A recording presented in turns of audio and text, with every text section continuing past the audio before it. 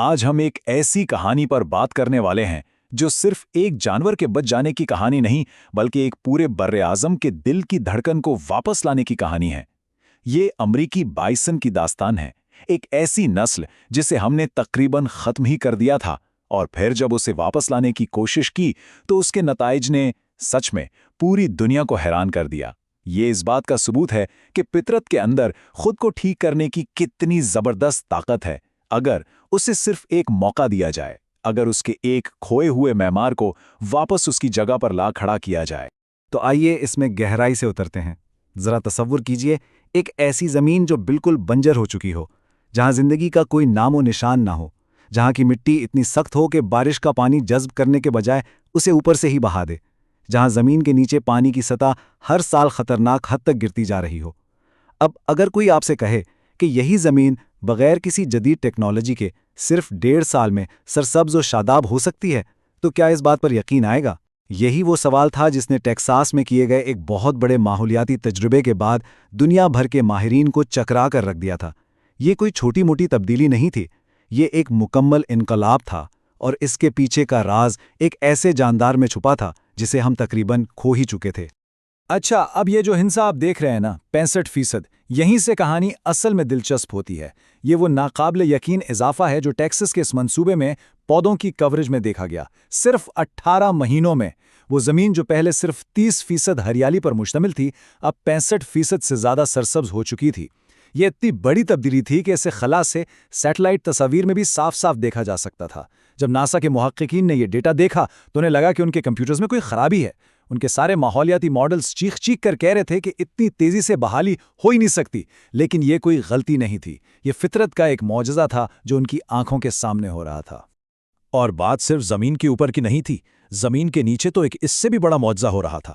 زیر زمین پانی کی سطح جو دہائیوں سے گر رہی تھی، صرف 2 سالوں میں 3.5 فٹ اوپر آ گئی۔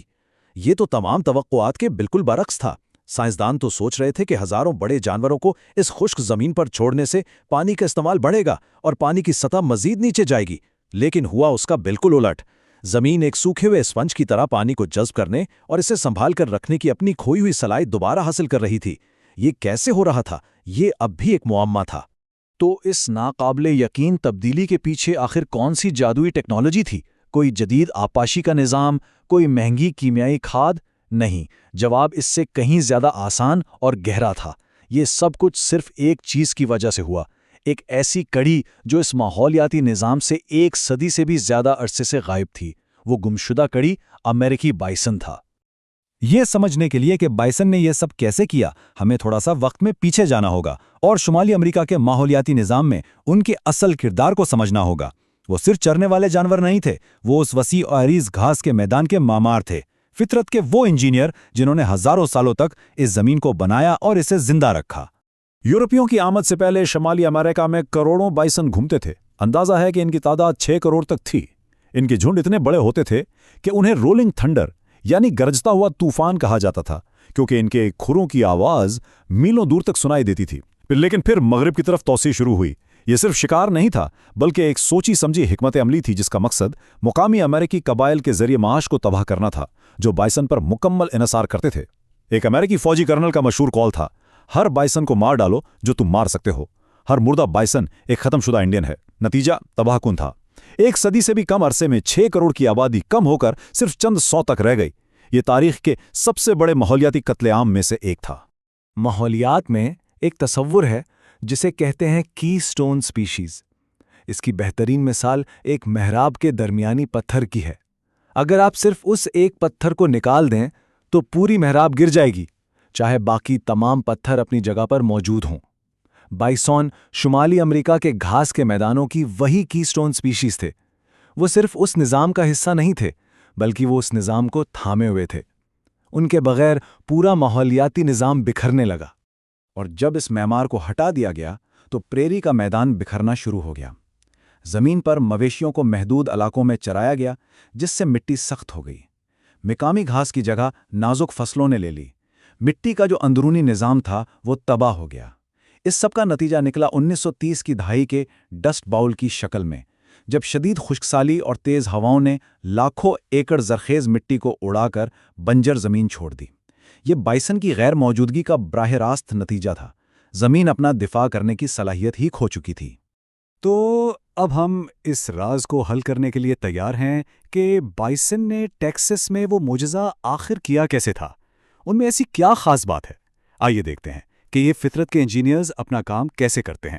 بائسن کی بحالی کی طاقت ان کے 4 بنیادی رویوں میں چھپی ہے۔ پہلا، وہ غیر امتیازی چرنے والے ہیں، یعنی مویشیوں کے برعکس جو صرف نرم اور مزیدار گھاس کھاتے ہیں، بائسن سب کچھ کھا جاتے ہیں۔ اس سے مقامی پودوں کو بڑھنے کا موقع ملتا ہے۔ دوسرا، ان کے 2000 پاؤنڈ وزنی کھر سخت مٹی کو ایسے توڑ دیتے ہیں جیسے کوئی کسان کھیت میں ہل چلاتا ہے۔ اس سے بارش کا پانی زمین میں جذب ہوتا ہے۔ تیسرا، اور یہ بہت دلچسپ ہے، ان کا مٹی میں لوٹنے کا عمل، جسے والوئنگ کہتے ہیں، زمین میں 10 فٹ چوڑے گڑھے بنا دیتا ہے۔ یہ گڑھے چھوٹے چھوٹے تالاب بن جاتے ہیں جو نایاب پودوں اور مینڈک جیسے جانوروں کے لیے بہترین جگہ فراہم کرتے ہیں۔ اور آخر میں ان کا گوبر، ایک بائسن روزانہ 50 پاؤنڈ تک گوبر پیدا کرتا ہے، مطلب 5000 بائسن روزانہ 2.5 لاکھ پاؤنڈ قدرتی کھاد زمین میں ڈال رہے ہیں۔ یہ درجنوں ٹرکوں کے برابر ہے۔ یہاں یہ سمجھنا بہت ضروری ہے کہ بائسن کی جگہ مویشیوں کو نہیں رکھا جا سکتا۔ مویشی ایک ہی جگہ پر زیادہ دیر تک رہتے ہیں، منتخب گھاس کھاتے ہیں اور اپنے راستوں پر چل کر مٹی کو سخت اور بے جان بنا دیتے ہیں۔ اس کے برعکس بائسن مسلسل حرکت میں رہتے ہیں، جس سے زمین کو بحال ہونے کا وقت ملتا ہے۔ وہ سب کچھ کھاتے ہیں جس سے حیاتیاتی تنوع کو فروغ ملتا ہے۔ سیدھے لفظوں میں، مویشی زمین سے لیتے ہیں جبکہ بائسن زمین کو واپس دیتے ہیں۔ اور یہ صرف باتیں نہیں ہیں، اس کے پیچھے ٹھوس سائنسی ثبوت موجود ہیں۔ کینسس میں کونزا پریری میں ایک طویل تحقیق کی گئی جو 3 دہائیوں پر محیط تھی۔ نتائج حیران کن تھے۔ جن علاقوں میں بائسن کو چرنے دیا گیا، وہاں پودوں کے اقسام میں 86% اضافہ ہوا۔ جن علاقوں میں مویشیوں کو چرایا گیا، وہاں صرف 30% اضافہ ہوا۔ اور جن علاقوں میں کوئی چرنے والا نہیں تھا، وہاں حیاتیاتی تنوع سب سے کم تھا۔